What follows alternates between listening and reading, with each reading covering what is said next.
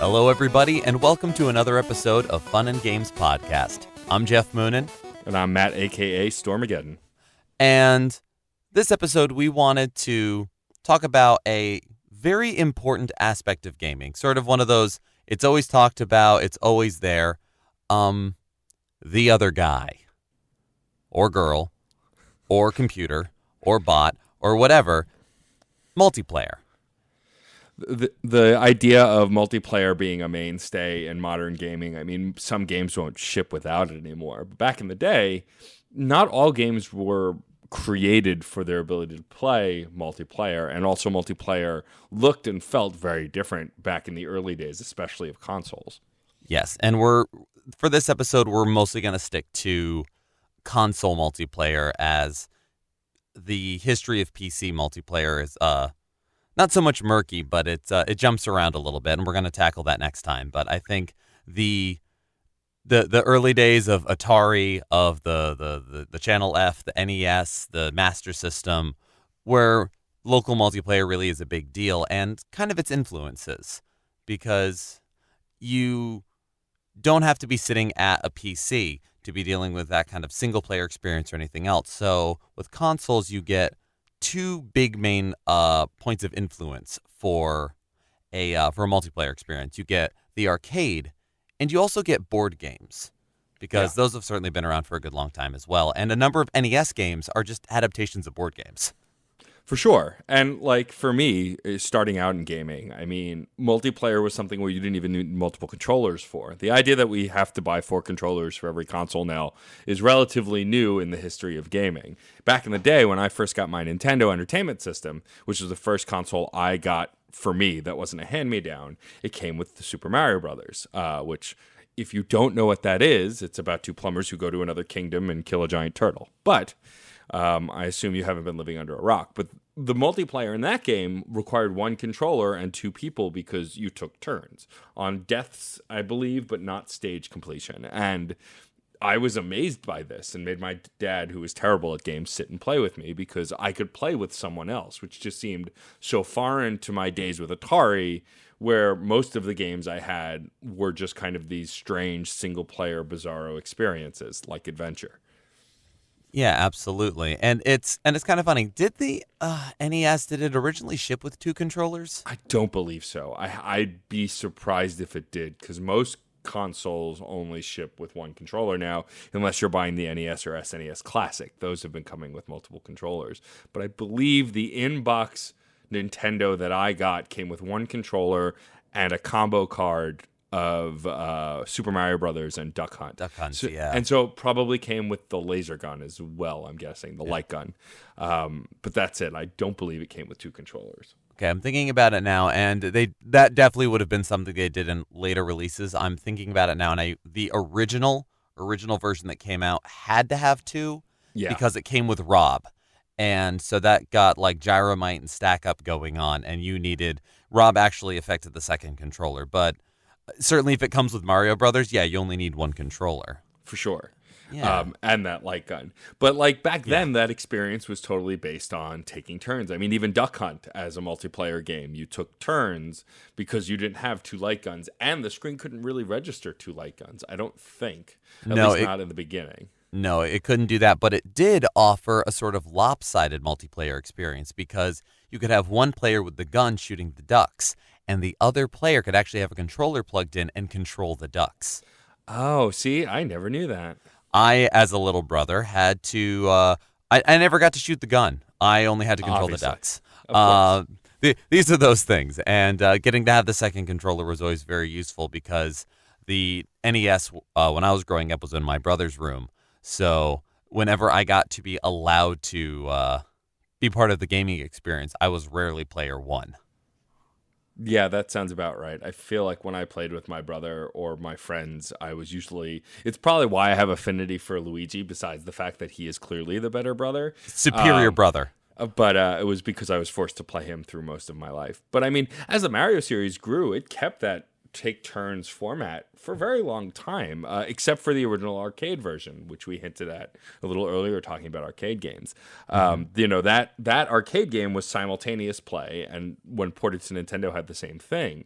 But Super Mario Brothers 1, Japanese 2, and American Universal Release 3 all had take turns play, whereas the second one, based on Doki Doki Panic, was only single player.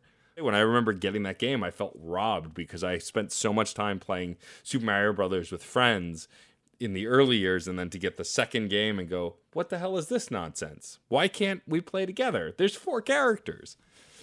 Absolutely. And well, especially once you've set that multiplayer can be a thing in your franchise, unless you wildly deviate, if the second game was a top-down strategy game and it was single player, you'd have been like, all right, they're just changing everything. Right. But it was still side-scrolling Mario, and it's for all we knew, it was designed from the ground up to be a Mario game. Right.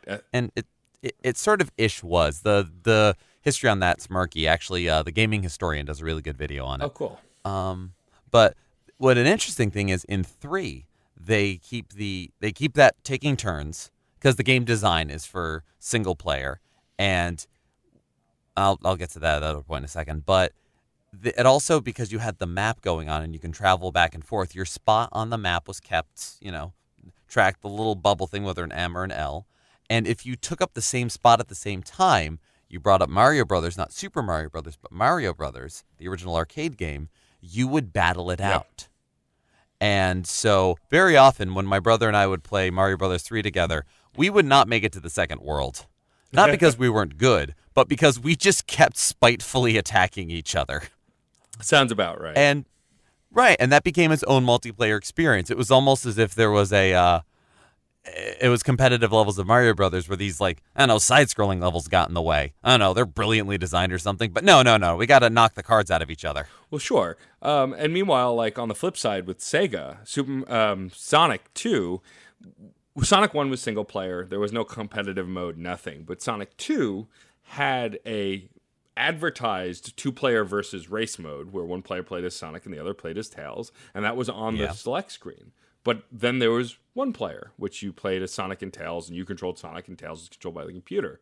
And though not advertised on screen, but in the game, if a second player picked up a second controller, they could control Tails and help you. And then by the third game, actually assist you by flying as Tails and lifting you up, and so on. Mm-hmm. And so that was kind of a different way to do co-op, and I probably think the earliest way I remember playing with my friends on screen, and of course, getting stuck as Tails because my friends would be Sonic and I would be the sidekick, and I would have to try and keep up or get knocked off screen or die because I was invincible. But that was the first time I really remember digging into simultaneous co-op.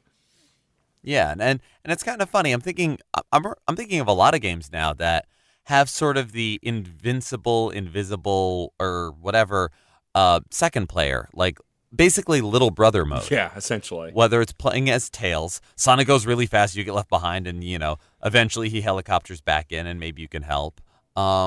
Mickey Mousecapade on the NES was another one where I was Minnie. My brother would run around as Mickey, I'd be Minnie. Yeah. Minnie was invincible, but could also get an attack, so we sometimes use that to beat bosses. But also, you would occasionally find something you think was a hidden item or a jewel or something that's going to give you points, and Minnie gets captured. Ah. You don't lose a life or anything, and now Mickey has to go rescue Minnie, and we're running around, oh, we found a cool thing. Oh, sorry, Geoff, you got captured. I guess you can't play for a while. I doubt my brother ever did it maliciously, but I don't doubt he didn't feel bad. He didn't feel bad about that. Yeah, for sure not. Right. But yeah, no, and that generation of games, and even the Super Nintendo, had some really great simultaneous co-op that I loved. And then of course you had your games like Contra, which was designed for multiplayer. 2 people running, gunning. Ikari Warriors, Life Force. Side-scrolling shooter. And games like that, and Double Dragon even. Yes. Those show their arcade roots. Oh, yeah. Like there's. The apple doesn't fall from the tree. More like the branch just kind of sloped down and the apple landed. Yeah, no, and I mean there was such a huge wave of those games, the simultaneous beat 'em ups as they were. You have your Ninja Turtles 2, the arcade game, Battletoads, Double Dragon, The Bucky O'Hare game years later. Like all of Yes. these games were designed based on an arcade feel, but for local multiplayer. I still say that the definitive version of Turtles in Time is the one for Super Nintendo. It was only 2-player, but it had I felt the best stages, the coolest bosses. It had extra levels. That's Definitely my right. favorite version. I agree. And it's very funny to see well, we talked a couple episodes ago about the development of Yeah, controllers and how there was like there's no rules that say it has to be this or it has to be that, but almost like in our heads we go, no, this makes sense. You don't right. see as many 3-button controllers. From the outset, even before home consoles or maybe around that time, it seemed as though arcades were built around a 4-player Yep. experience. Gauntlet, you had 4 distinct characters. You have 4 Ninja Turtles. You have any of those. And this idea, you have the 4-player arcade experience. You get that big cabinet. It's so cool. But you couldn't translate it down to a home Right. console for a number of reasons. It's not just the fact that, there weren't enough controller ports, because there were accessories, even back in the NES days, that were Yeah. multi-taps. But you had sprite limits. So, you get too many things going on screen. You get big flicker, you get big problems, everything slows down. This isn't exactly that, but a good example I can think of to illustrate this is the Turtles Tournament Fighters games. Oh yeah, those two. Those, And it's funny because that lends me to something I wanted to bring up also, which was competitive multiplayer, which fighting games were like the progenitor of all of the competitive multiplayer we have now, and they started in the arcades as well. And right. Turtles Tournament Fighters had 2 different versions because of the sprite limits and limitations of the consoles. It had 3 different versions. Did it have 3 versions? It had 3 different versions. It had Super NES, Genesis, and NES. All Oh, 3 of I them didn't were know there different. was an NES version. I That only was played the other 2. The NES version is the only one I've played, and that's Oh why I brought wow. up this example. In that, there were 7 fighters to choose from: the Turtles, Shredder, somebody else that I can't remember, and the reason I brought this up, Hothead, a firefighter who had a dragon spirit living in him, thus he became a man dragon, and he had the biggest sprites. Like, he was huge. Yeah. He was twice the size of any of the turtles. And so, due to limitations, you could have mirror matches with any of the turtles, Yeah. or with Shredder, or with whomever. Hothead, you couldn't. And in the instruction manual, it said, due to the uniquity of the dragon spirit residing within him, it's, spiritually impossible for for 2 of them to exist at the same time. When really it was because his sprite is so flippin' big that if the 2 of them are on screen, you get so much flicker, you can't see a damn thing. And That's pretty so, funny. yeah, and like, so those beat 'em ups, those run and guns, those games that they were designed around, you almost, like Contra, you almost need a second person just to survive. I mean, Yeah. the Konami code helped, but having that second person, those were those games that my brother and I were on equal footing. That, Yeah. our friends, we could all run. What was the difference? I want the blue pants. I want the red pants. We stand over each other. We got purple pants. All right, let's run around and shoot things. Yeah, But totally. and so, yeah, those sort of big games, they'd have like a 4-player aspiration that got shrunk down to 2-player that we made the best of. I mean, Double Dragon is an exception, and Battletoads is that breaking the mold of, well, there's 3 of them. Right. But you're hooking on a good thread there with the other big facet. We can all go in the same direction together, or we have fighting games where we're facing off. Yeah, and those were games that, like, as a kid, I didn't like much because I wasn't very good at them because I Same. wasn't a competitive gaming player. I liked working together, what a loser I was. Let's all be friends. No, we want to beat the crap out of each other. Dude, and we're in that same box. It's Yeah. fine. And so, like, but I still remember loving Street Fighter. And, like, I think the first Street Fighter I really got into was Super Street Fighter 2 Turbo for the Super Nintendo. Because for whatever reason, besides the fact that his stage has the best music, arguably, I loved DJ. I loved playing as him. I loved his charge combos. And so he was one of the characters I first became really intimate with in that kind of fighting game. I also remember really loving Raiden in Mortal Kombat because it was easy to cheese in the old games by just dashing back and forth. Oh, yeah, he had that big dash, the whatever the thing. Whatever he said. Whatever he said. And but yeah, I love those games on console because with the right friends who had a good time playing them, there was a friendly amount of trash talking, but otherwise the games were still fun, even though I wasn't very good at them. Yeah, and you would be able to, and as and I remember my I guess through line with Street Fighter was I remember playing the original Street Fighter 2 and yeah, original sequel, whatever. That's what it is, and enjoying it.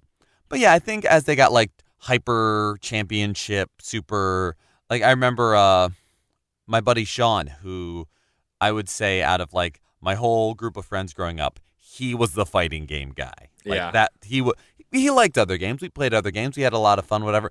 But any fighting game that I got introduced to, 9 times out of 10, it was through Sean. Yeah. And so he had a Genesis, and so we did the Hyper edition through that, Yeah. and I fell in love with Zangief, and I have been a Zangief player ever since. Doesn't matter the version, if he's good, bad in that version, I like Zangief. And then you got into stuff like Tekken, Yeah. and in the 32-bit generation, when fighting game rosters started getting huge. Oh yeah. I remember when I first played Virtua Fighter in the arcades, I was like, wow, there's like it's 3D, it's blocky, but like you've got all these different characters and then Mm-hmm. like it just grew and grew. I mean to the point where, in the 90s to 2000s we had games like Children of the Atom and Marvel vs. Capcom and Marvel vs. Capcom 2 and SNK vs. Capcom, and the ridiculous just went on until they had these giant crossover rosters with insane amount of characters. Yeah. And the joy of that is, yes, there are people out there who can rule the school with any combination of characters they're in, but most people have favorites, and Yeah. you can then kind of have handicap matches where it's like, well, I'm not going to play with, Tekken 3. I would not play against Sean if he was playing as Hwarang, the Taekwondo guy. Yeah. That was his, like, I don't know what it was. Day one took a cotton to him, and just he could trounce any one of us with him. So it's like, pick somebody else. All right, I'll be the little dinosaur. I know he's hard to hit. Whatever, I don't care. And it made it easier and it made it better. And yeah, any of those sort of games. And I know that there is a strong online component of fighting game multiplayer now. Oh But yeah. the thing is, especially fighting games, they started in the arcades where you could have a crowd of people and everyone's trash talking to each other, rooting on one or the other. It continues to feel right Yeah. to be on the couch. I know voice chat, I know everything else, and I know this sounds curmudgeon-y and fogey. But I think because there's also you're not talking strategy with anybody. It's not a team-based thing. It's Yeah. you and another person, and you're just trying to beat the snot out of each other as tactically as possible. And for that, you just got to be on a couch, chairs in the same room. It feels good. Yeah, I mean, I would say that local co-op, I mean, is how this all started. There was no internet on consoles till the PlayStation 2 generation. God, it feels weird to realize that actually. Yep. Oh yeah. But, local co-op was the way this all started. I mean, the only other multiplayer game in the early generation that we haven't mentioned yet really was the racing game. Back then you had all of these 8-bit and 16-bit racing games, usually only two players unless it was the arcades, and then you're sitting in a damn cockpit practically, with Oh wheel and yeah. everything. But those games also, same kind of competitive trash talking. I mean, we got Mario Kart in the Super Nintendo era, and that game, was way ahead of its time as far as creating this kind of its own world for racing that attached to something else that had already exist.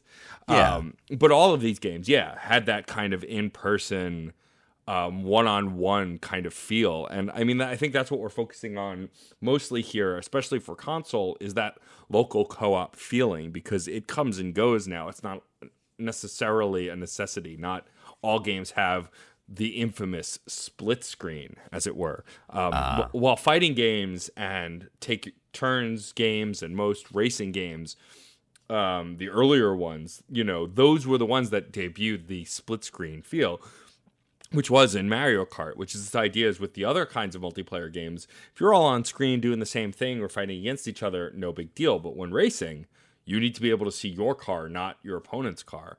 And how do you do that while playing simultaneously on one screen? Yeah. And that the answer was split screen. This idea is if we split the screen in half, one player can see the top, the other player can see the bottom. In the later years, it was a 4-player split screen with 4 boxes on a screen. And it's this idea that allows you to all play together, but race against each other and still all look at one screen and only need one device. Yeah, and it's creating 2, 3, or 4 instances of the game over and over again, Yeah. where they're all existing simultaneously. So I understand that nowadays, with as heavy of technological pushes as designers try to make, and getting get every last drop out of it, get it to 60 frames per second as much as possible, doing split screen cuts that significantly. Sure. And I understand that, and that's why stuff like, I was looking at getting Bayonetta 2 for the Wii U. I love Platinum Games designs. I love Bayonetta. And I realized it's like, oh, it's got multiplayer. Cool. I wanted to get, my wife to play it with me, and it's online only. Yeah. Because if you were to split it up or try to do extra stuff or anything else, it would tax it too much in that one instance. And again, all right, I understand that, but Yeah. I don't know. It's disappointing. Yeah, I would agree. Think about, and like one multiplayer genre that we haven't really spoken about that much because it didn't really take hold until, although PC users would argue, but we're I know where talking this is about going. consoles, the multiplayer aspect of first-person shooters. I mean, you could Yes. argue that it existed for ages on PC games, and between Quake and other stuff, there was a ton of stuff to play early on. But on consoles, the game that really made multiplayer shooters popular to the lowest common denominator, the person who didn't necessarily know about them, was GoldenEye and 64. And that game was a game that perpetuated the 4-player split screen, but like you could pick your character from that movie, and like the controls handled really well. And it was this idea of competitive shooting games where you're not just playing against the computer, now you're playing against each other, and you're all on one screen. And that was kind of revolutionary, which set forward in motion all of the things that we got to come after. Call of Duty, Halo, all of them for the longest time utilized either 2-player or 4-player split screen until we moved in the direction of preferring online. And that game is something I probably sunk more hours into the multiplayer of GoldenEye and Mario Kart on the N64 than any other multiplayer game to this date, especially GoldenEye, because I, as someone who is terrible at first-person shooters, had the chance to get the golden gun and then just one-shot everybody, pick them off. And so, it was fun for me to still play, even though I was not great at the game.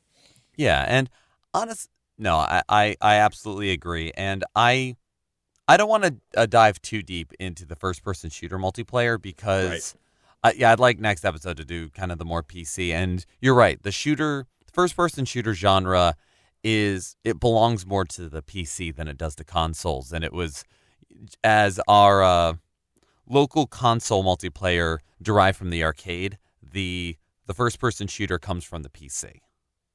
So, but you're right, having that sort of split screen, having that kind of experience, it's unique, it's spectacular, and there are plenty of games nowadays that are still doing local multiplayer. I mean, let's go back to Mario, the new Super Mario Brothers series, and it does a very funny thing where before, when it was just taking turns, you have this single-player experience, and you are traversing the environment, its hazards, its enemies, all by your lonesome, and then you can watch the other person do it. Right. When you are all on screen together, unlike Contra, unlike older games where, we can occupy the same space and it's no big deal.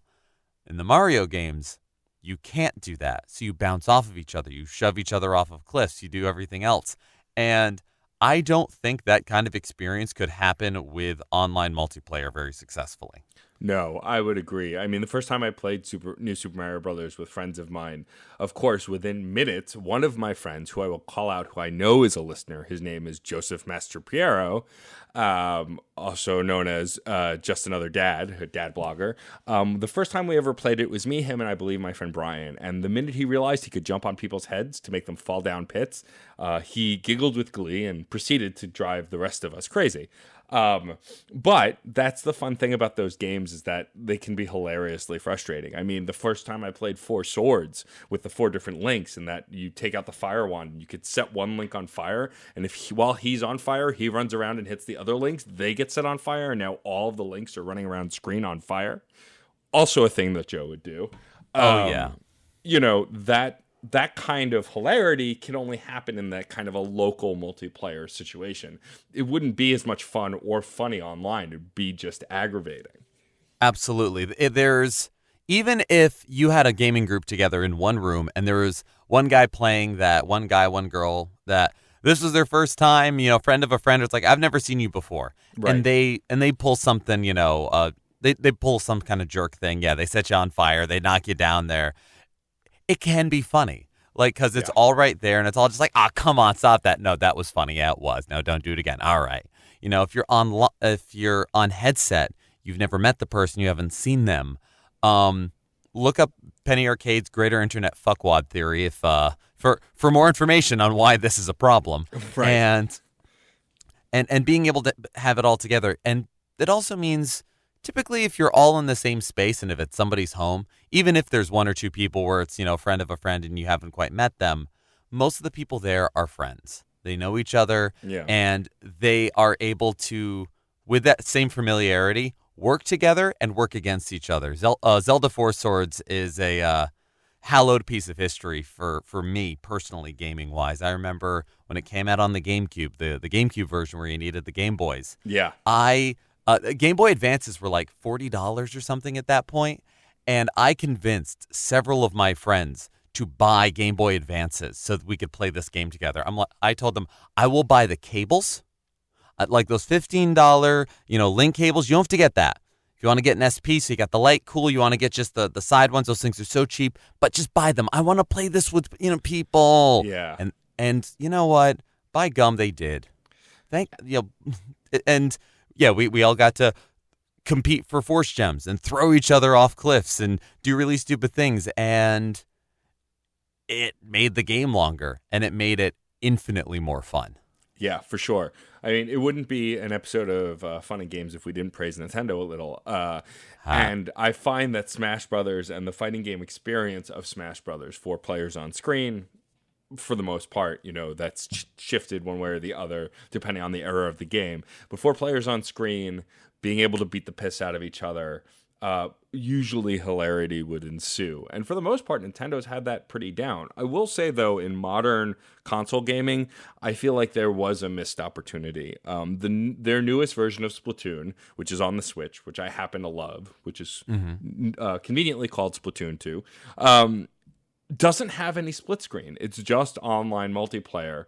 There's no offline multiplayer, no offline co-op. All of the online multiplayer of any kind is just one console to console. So if you want to play with someone in your house, you have to buy a second Switch, which I feel like is a missed opportunity. I feel like Splatoon is simple enough that you could easily do their horde mode against the Salmonoids Salmon Run, or just a local versus, with computer bots pretty easily. And so that just feels like kind of a missed opportunity. Now, of course, everything you brought up, Jeff, about the hardware and everything could definitely be part of it. They didn't miss that opportunity with Mario Kart. You can still play up to 4 players split screen on a local console, which is great. It has been pointed out that it does slow down a great deal if you're doing 4 players on the Switch, on a single console. Right. And so I get that, and so I know that that's partly why they did that. But it still feels a little bit missed just because Splatoon, as far as shooters go, it's a third-person shooter that requires minimal communication to be successful at, and it's a lot of fun to play. And so I was just a bit bummed that when I got it, that there was no local play. But that said, it's one of the most high-functioning online multiplayer console games that doesn't need voice chat, because you can make your character yell this way or help. That's all you really need, because it sends out like a ping on the map, and then you can go to them. And there is some strategy in the game, and I'm sure if you wanted to chat on Discord while playing, it would help. But I like the idea of a modern multiplayer game that doesn't really require online douchebaggery to play. You can just play it and have fun and not worry about the complexity of communicating via some kind of voice chat and getting yelled at. Agreed. And I'm not sure if Splatoon, the Wii U edition, the original, I don't think it had local multiplayer either. I don't think so. So it's again like we were talking about before. It certainly is. It's not taking a step back in doing that. No. And everything you said about how great it is as an online multiplayer because of its simplicity of communication was what made it such an immediate hit on the Wii U and why there's a sequel in the first place. And I'm so happy that happens. And you know what? We live in an age of DLC. Yeah. And that often is to the detriment of our wallets and our sanity. But every now and again, something good comes out of it, and maybe a local multiplayer thing happens, and that'd be pretty fantastic. But and online multiplayer things like Splatoon, it allows for a different kind of community to form. But Right. yeah, I think that's a discussion for another episode. But yeah, I could be wrong. Well, no, I agree, and I think the great thing about so here's the deal, like, and I'll ask Jeff's opinion on this in a minute, but as far as I'm concerned, I prefer local co-op to online multiplayer most of the time, at least when we're talking about console gaming, which we're talking about right now. We'll get to PCs and then the explosion of different versions of multiplayer on PC later, but on consoles, I think when faced with offline versus online, I will always prefer four folks in a room beating the piss out of each other in some game. Like that will always be my preference. But that said, there have been companies that have made online multiplayer gaming very successful. I mean, the entire Call of Duty franchise, whether you like it or not, has made huge success at that online multiplayer community, building, perks and rewards and reasons to communicate and reasons to work together and, or work against each other. And so there are successes in that scene. I mean, for me, one of my favorite co-op games that I played most of last year was actually on the 3DS, which was the Monster Hunter on the 3DS, which had some of the best online multiplayer, again, without needing a lot of communication, that I've played in a while. And, it's this co-op game where you destroy these giant beasts to get things, to make weapons, to destroy even bigger beasts. And it was just, there was a lot of camaraderie and fun in that game. And I didn't mind not being in the same room with someone, though you could be if you had four people in one room, all with their own 3DSs. Which is kind of like Nintendo's blend, I'd say, of local and online multiplayer. Like playing Splatoon with two of my friends in Philly, we were all online, but we were playing together in the same room. So it kind of bridges the gap. And I think the Switch, the 3DS, and the Vita, and those handhelds or things that can be handheld kind of bridge that gap, which is nice to see. But overall, I'd say I prefer the local experience, even if that means I need my own console. Agreed. And I think that's been the big move. As you were talking about it, I realize it's how much like local multiplayer is almost one box multiplayer. Are you able to play it with just a singular console with multiple controllers? We were talking about, nowadays I have owned my PS4 for about a year now, a little over a year. I got a second controller maybe 2 months ago. Right. And a single controller nowadays, because of wireless functionality, because of all of the doodads, bells and whistles that make it such a great gaming experience, these are not cheap. No. The cost of having enough controllers is almost buying the console all over again. Yeah, I mean, one of the things that will always upset me about the Switch and, drink, is that the Pro controller is $70. $70. That's more than any of the games cost. It's ridiculous. Right. And I know it's worth it, and I've held the controller, and it's a nice controller, but holy moly, that's a lot of money. But you have to think about it from Nintendo's perspective. Like you said, it's an investment now to buy multiple controllers, and you don't really need them necessarily. So they've got to charge more because they're selling less of them. Yeah, the local multiplayer still exists, but it is now not a given, it is a niche. Yeah. And that's an odd thing, but I agree with you. I very much stand with you in that local multiplayer is probably my favorite. I do enjoy a good chaotic round of Smash Brothers, and I always find it best with 4 players. 2 players, you get a nice back and forth and everything trying out, but 4 players, everybody can be different skill levels. People can pick, in the Wii U version of Smash Brothers, I'm decent at Smash. and that is as good as that's exaggerating, but I have I have some ideas of what to do. But one of my favorite things to do is be villager. I love being the Animal Ooh. Crossing villager. It is because I just run around and try to cause mayhem. I if I can cut down a tree and send you flying, I've done my job. I don't need to win. I just need to drop a bowling ball on you, put your, missile in my pocket, and then chop down a tree.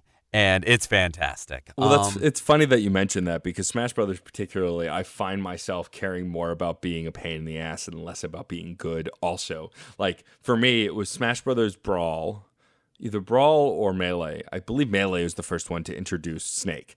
Brawl. It was Oh, it Brawl. was Buzz Brawl. Okay, so Brawl, I liked playing as Snake because if you crawl with your remote mine, you can place it on characters and then crawl away and blow them up. And the best part is if that character who had it attached to them hit another player, it transferred. And so I would put it on one player and then wait till it transferred like twice and then blow someone else up who is nowhere near me and drive them nuts. Or like karate kick them straight down while floating to safety off the ledge, things like that. I preferred skilling myself in characters I could drive you nuts with instead of characters that were really easy or fun to play, just because that was fun for me. My main remains Mr. Game & Watch. Aha.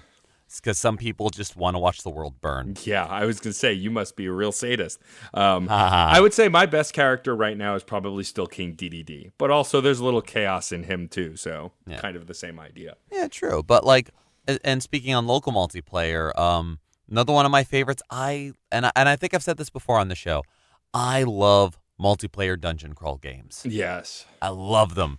The X-Men Legends games. I love playing Diablo 3. Which I know there's online. Diablo 2 had online as well, but being able to do local multiplayer is just fantastic. Getting to share the screen, getting to do, Gauntlet, getting to do, I have Champions of Norath on PS2, and I would love to play that with people.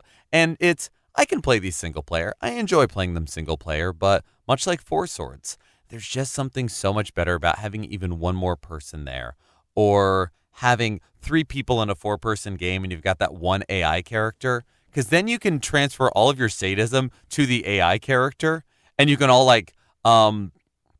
when my friends and I back in Jersey, when we were playing Legend of Zelda 4 Swords, usually there were enough of us that liked playing it that we could have 4 at a time, and we often did, but just because of people's schedules, we were in high school, there don't usually be 3 of us.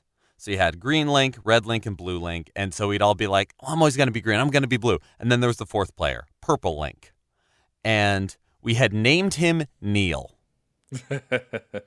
Because that was the first name of one of the math teachers at school that we all had at some point or another. And we liked him, but he's just this little guy. And we were like, oh, God, Neil, come on. I've had enough of this. Come on. And you throw him off the cliff. Yeah, take that, Neil. And because it would have to follow one of the characters. Mm-hmm. And so sometimes, you could pick up one of the links and do stuff. If you picked up the purple link, they weren't being controlled, then suddenly you do like the da-na-na-na, and it's following you. So it'd be like arguing over who has Neil watching duty or who has the glory of Neil. And it just became this whole extra facet of enjoying the game that couldn't start, couldn't happen, couldn't go even if we were on voice chat, even amongst these same friends. There's just something good about letting that freedom happen, that comfort, that almost vulnerability. You can't be vulnerable on voice chat. Not as easily, anyway. Not as easily, but you can with your friends. I will say there is a relevance to this, though. Talking about dungeon crawls and RPG specifically, there was actually news this week that got me very excited. And while, yes, our games of our childhood didn't have online multiplayer, and me and Jeff would clearly prefer to play games locally, though I'm entertained to hear your opinion, listener, of why you prefer online multiplayer to local. But getting back to my point that I was very slowly making, they are re-releasing Secret of Mana. And they are re-releasing it on modern consoles. So now, whereas Secret of Mana for the Super Nintendo, you could only play 3-player, and realistically you could only play 2-player unless you had a multi-tap. Now there's going to be online multiplayer for the PS4, PS Vita, and Steam versions, which I thought was fascinating because I love that game. And the idea that I can actually play that game now multiplayer is actually really exciting because I loved playing that game, and to be able to play online with 2 other people would be really cool. That is very cool. That's exciting. I knew they were re-releasing it, but I didn't know they were doing the online multiplayer. That Uh-huh. is. Ooh. I will say I'm a little bummed that Nintendo got stiffed and the Switch seemingly is not getting it. But considering the online element, it makes sense because PC and PlayStation are easier to port to each other than the Switch, which has its own set of rules and setups. There's a reason But Undertale's on the PS4 right now, not the Switch. for sure. But that said, I am excited to play a game from my childhood that's being re-released and updated and modernized, new graphics, voiceover, all of that is also going to have multiplayer. And that's a case where online multiplayer does get me really excited because that's a game I could never play local, or rather I could play local but not in the same way that I can play it online. Kind of when Toe Jam and Earl came out on Steam, I was excited to play that online because I grew up playing that game and loving it. Yeah. And being able to play it online with someone and not just have to wait for someone to be in the room with me, on the other hand, for the more niche stuff, is actually very exciting. Yeah, there is something nice about that. Like I said about dungeon crawlers, I can do it by myself, but it's nice to be able to have somebody else with me. And I wonder about how we mentioned before asynchronous multiplayer. One other anecdote that I'm remembering that I've been wanting to bring up is Mega Man 3 for the there was on this there I don't know what you would call this. Well, it's not a code, it's not quite a cheat, it's just a whatever. If you had the second controller plugged in and if you held certain directions, certain things would happen.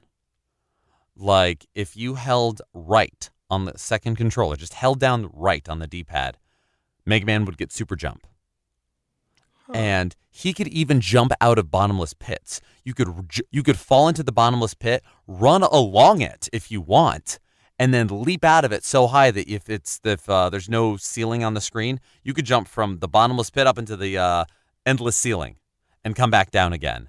If you let go of right while you were down in there, you held it for the right amount of time, you'd hear the death sound. The music would stop and then hit right again, you'd still be okay. So you can now turn the music off. Or if you hold it long enough, his life would deplete and you'd hold it down again. And he's still alive. And he could take endless damage because there's no life to take away, except he can't fire his buster. If you pick up healing items, everything goes back to normal. If you hold up, it slows down the frame rate. So that means if you hold it down before invincibility frames happen on a Robot Master, you can hold up and just fire like crazy. The rate of fire stays the same, but it's just Mega Man standing in that one weird position, and the Robot Master just takes endless damage. And by the flip side, if you hold up while invincibility frames are going on, you're screwed there.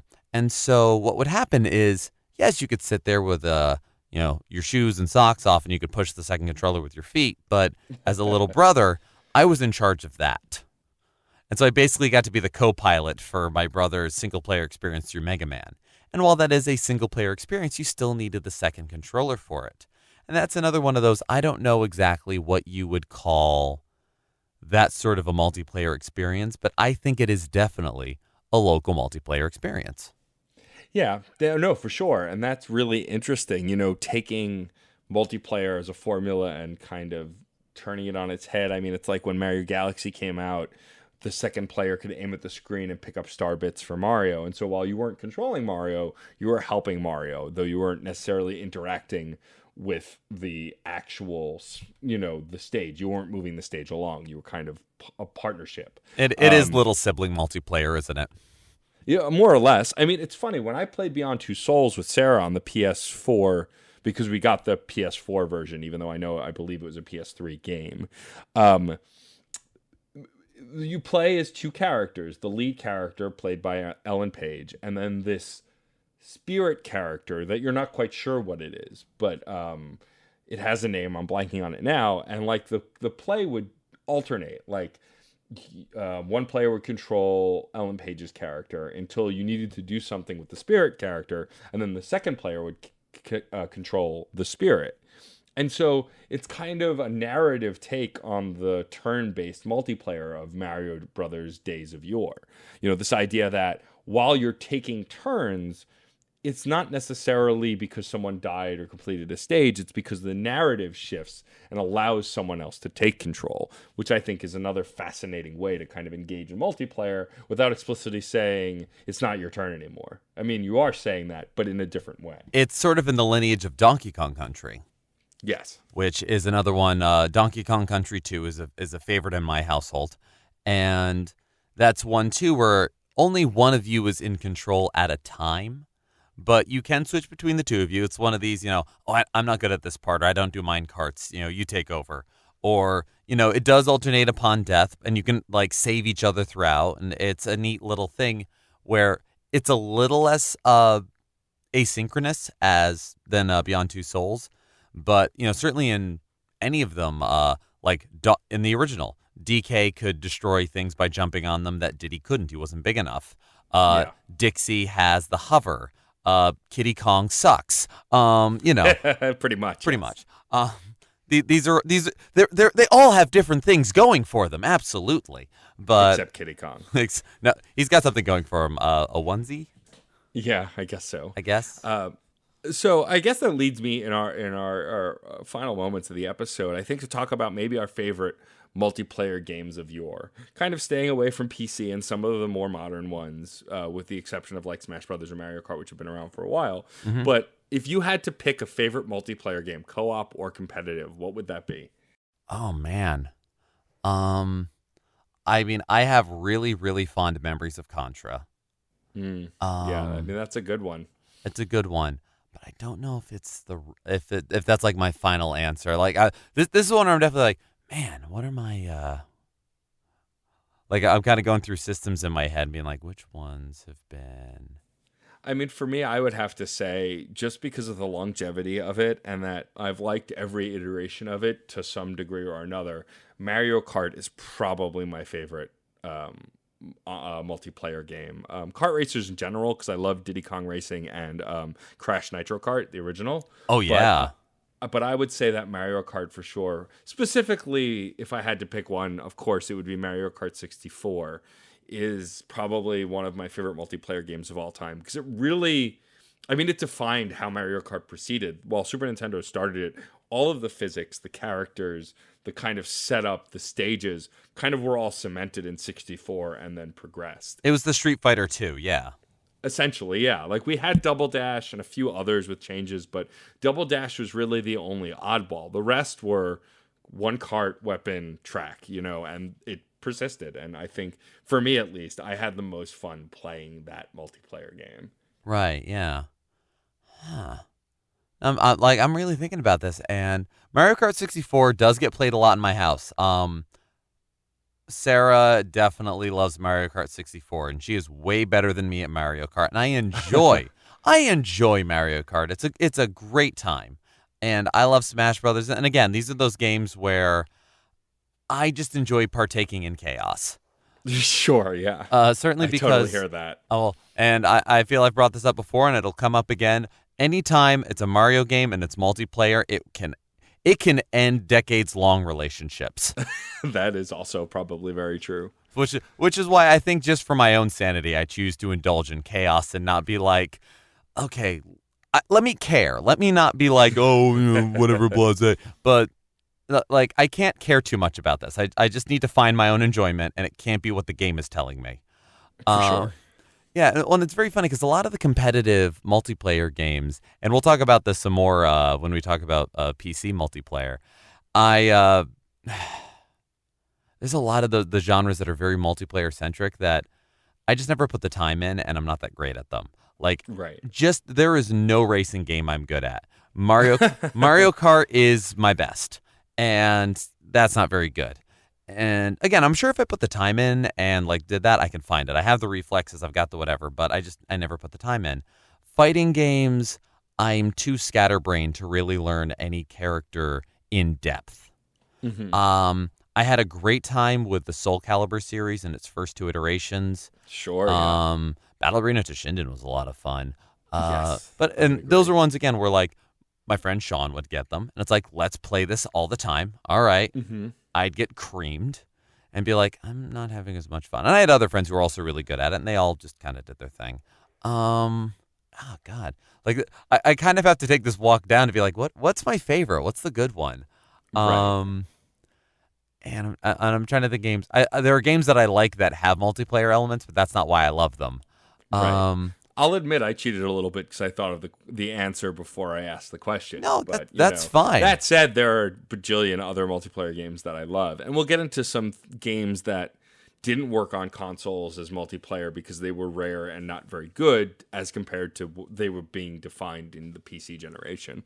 We'll get into that a little more next week. You know what probably my favorite is? What's that? Kirby Superstar. That's a good choice. I That's a real good choice. I like 2D. I like 2D's platform. Kirby, it's a nice mix of because he can choose to split his life, and it's also in Yep. Kirby's Dream Land 3 it happens, but Superstar you just get so many good experiences. You get you get goo, or if it happens to be Kirby has a power, he can give it up, and the second player now has that power and is that, and it's a bit of back and forth. So it's a little bit asynchronous, but at the end of the day, it's one back and forth. I love the Kirby series. A close second is any Donkey Kong Country game, even the new ones. Returns and Tropical Freeze, sorry, have been amazing. I love them. They stack up just as well as the old ones. Like that's my close second. Yeah, I would agree. I love the Donkey Kong Country was the reason I bought a Super Nintendo so late, is because I saw that game and played it and went, I have to have that. Oh yeah. But I agree. The newer side-scrolling ones have been a lot of fun as well. They have kinks, but overall they get the same idea across, and I think that they are really enjoyable games. Yeah.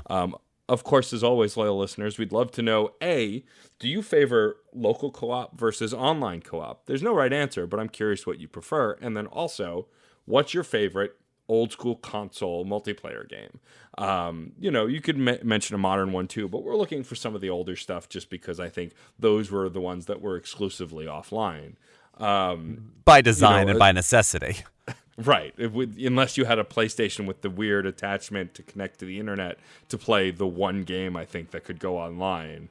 Yeah. You didn't really use the online that much. Yeah. Yeah, we'd like to hear your favorites. And I mean, we've been sharing our stories, our memories, and a lot of these things, and favorites certainly come with a history. And we would love to know your stories. We want to know why you prefer this or why this one's your favorite. It may not be an objectively great game. Don't be afraid to say you love it, because you could have great memories of a great time, and that's valid, and that's awesome. And we want to hear about it. For sure. And we would love to share them as well. For sure. Tweet at us, post them on our Facebook, wherever you want, wherever you can get to us, send us an email. And we'd love to share that stuff online. As always, thank you for listening. Please, if you enjoyed the show, rate us and review us on your favorite podcast app. You, of course, can find me on Twitter at DJ_Stormageddon, as well as multi other places on the internet. And continue the conversation about gaming, because we love to talk about it. Absolutely. Spread the word. Keep the love going. Thank you so much for listening. I'm Jeff Moonen. And of course, I'm Matt, a.k.a. Stormageddon. And happy gaming.